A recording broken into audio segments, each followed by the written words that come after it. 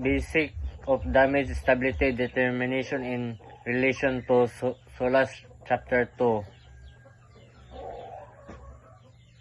Damage stability refers to the ability of the ship to remain afloat and stable after the vessel has been damaged and water enters one or more compartments.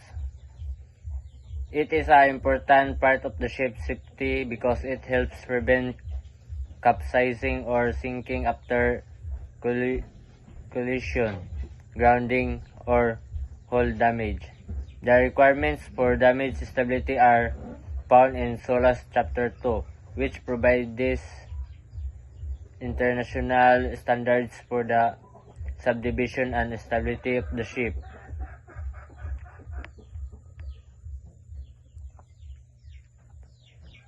Under SOLAS Chapter 2, ships must be designed with watertight compartments and bulkheads to limit spread of flooding. The ship should still maintain enough buoyancy and stability even when certain compartments are flooded. Modern SOLAS regulations as the probabilistic method of damage stability assignment. This method evaluates our likelihood of flooding and the ship's ability to survive different damage conditions.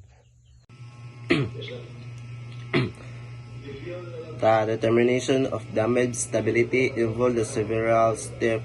First, possible damage scenarios are identified, such as side damage or bottom damage. Second, the probability of flooding in each compartment is calculated. Third, the survival capability of ships after flooding is analyzed by examining factors such as hull angle, trim, freeboard, and the rating arm score.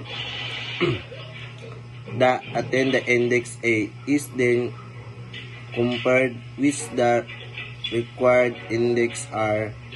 If the attendant index is equal to or greater than the required index, the ship's satisfied SOLAS damage stability and requirements.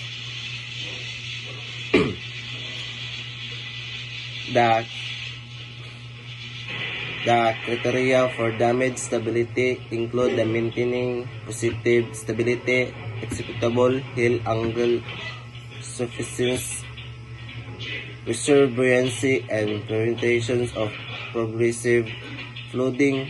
These standards help ensure the safety of passenger crew, cargo, and the maritime environment's. Damage stability is therefore an essential consideration in the ship design and operation, contributing greatly to maritime safety and worldwide.